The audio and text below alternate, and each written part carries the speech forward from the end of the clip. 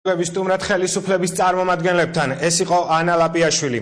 თბილისიდან ფოთში გადავინაცვლოთ, სადაც პავლე კუბლაშვილი, ეკა ხერხეულიძე, შოთა მალაშქია და ლაშა თორდია იმყოფებოდნენ. შეხვედრა დედაქალაქისგან განსხვავებით იქ სარიტუალო სახლ მონოპოლში შედგა და საპარლამენტო უმრავლესობის წარმომადგენლებთან სასაუბროდ უფრო სწორად მათი საარჩევნო პროგრამის მოსასმენად დარბაზში ათობით პედაგოგი შეიკრიბა. კადრები, რომელსაც თქვენ ახლა ნახავთ, ინტერნეტ გამოცემა ტიესპრესმა გამოაქვეყნა. აღნიშნული რეპორტაჟის შემდეგ კი ხათუნა ხვედელიძე ჩაგვერთვება პირდაპირ ეთერში და ერთად გავარკვევთ ღირს თუ არა ასეთი ზოზით ყურადღების გამახვილება ნაციონალების ყოველდღიურ შეხვედრებზე, რომელიც მედიისთვის გასაიდუმლოებულია.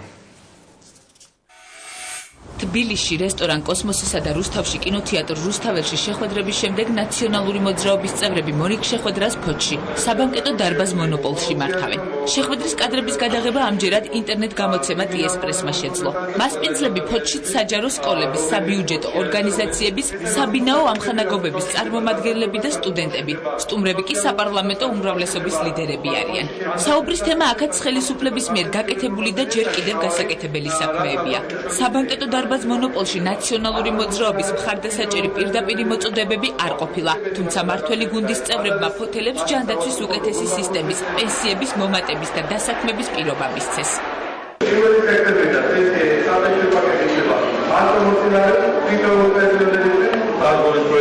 ყველა პენსიონერისთვის და ყველა იმ ადამიანისთვის, რომელიც ფოთში არის და რომელიც მიმართავს შესაბამისად ფოთსაურს.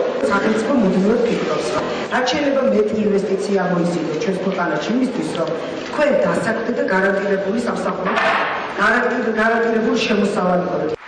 საპარლამენტო უმრავლესობის წევრებთან შეხვედრაზე მისული ფოთელები ამბობდნენ, რომ წინა საარჩევნო შეხვედრას ესწრებოდნენ და იმის მოლოდინიც ჰქონდათ, რომ მართველი პარტია ფოთში მაჟორიტარი დეპუტატობის კანდიდატსაც დაასახელებდა. მოლოდინი მქონდა, რომ ალბათ კანდიდატურას დაასახელებდნენ ჯერჯერობით. არ ვიცი, ახლა კანონმდებლობაში როგორ არის ალბათ წინა საარჩევნო აგიტაცია. საარჩევნოთან დაკავშირებით ჰქონდა შეხვედრა. ისე ჰქონდა უმუშევრობასთან დაკავშირებით, რადგან არა სამუშაო ადგილები ამასთან დაკავშირებით. და რატომ არ დასვით ეს კითხვა?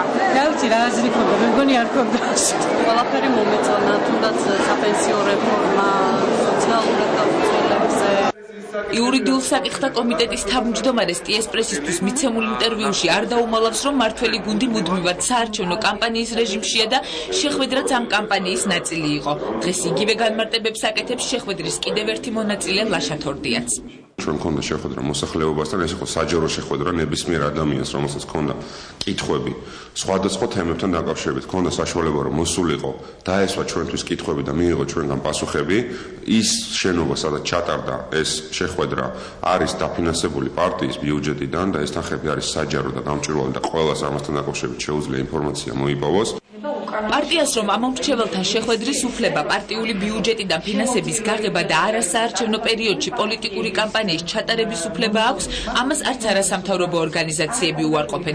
თუმცა საერთაშორისო გამჭვირვალობა საქართველოში განმარტავენ, რომ ამ შეხვედრებში პრობლემატური მათი არასაჯაროობაა. ნინა ხატისკაცი რამდენიმე კვირის წინ თბილისში რესტორან კოსმოსში გამართულ საიდუმლო შეხვედრას და 2 დღის წინ რუსთავში შინაგან საქმეთა მინისტრის სტუმრობას იხსენებს და ამბობს, რომ მსგავსი დახურული შეხვედრები ბევრ შეკითხვებს აჩენს. ახალგაზრდა იურისტთა ასოციაციაში კი მთავარ ყურადღებას შეხვედრების შემდეგ გამართულ ალაფუშეტებზე ამახვილებენ.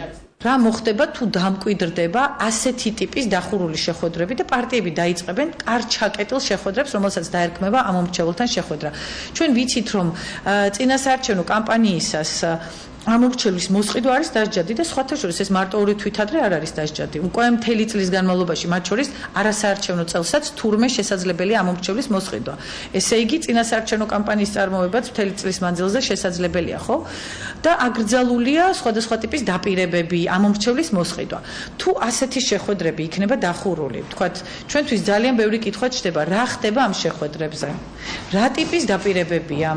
ხო არ ხდება ამომრჩევლის მოსყიდვა. პარტიას შეუძლია უშუალოდ რომ დაიქირავოს ფართი და იქ ნებისმიერი ღონისძიება გამართოს, რაც მის საქმიანობას ემსახურება და ეს აკრძალული ქმედება არ არის, მაგრამ მეორე შემთხვევაში თუ თქვათ საუბარია რომ შესაძლო ადგილი ქონოდა იქ თქვათ შეთავაზებას, იგივე საკვების და მომსახურების გაწევას, თქვათ იგივე ალაფრუშეტის შეთავაზებას და ასე შემდეგ, თუ ეს ფაქტი დადასტურდება და ასეც შესაბამისი მტკიცებულებით ადგილი ექნება, მე გეტყვით იმას, რომ მოქმედი კანონმდებლობით პარტიას ეკრძალება უსასყიდლოდ მომსახურების მიწოდება ამ მომრჩევლისათვის.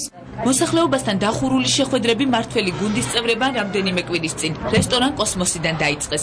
ხელისუფლების წარმომადგენლები მაესტროს გადამღებ ჯგუფს უმტკიცებდნენ, რომ შეხვედრა განათლების საკითხების შესახებ გაიმართა და არჩევნებთან კავშირი არ ჰქონდა. მოგვიანებით სტუდია GNS-მა შეხვედრის შიდა კადრები გაავრცელა, სადაც კარგად ჩანს, რომ ნაციონალური მოძრაობა შეხვედრის შემდეგ პედაგოგებს გულუხმად გაუმასპინძლდა.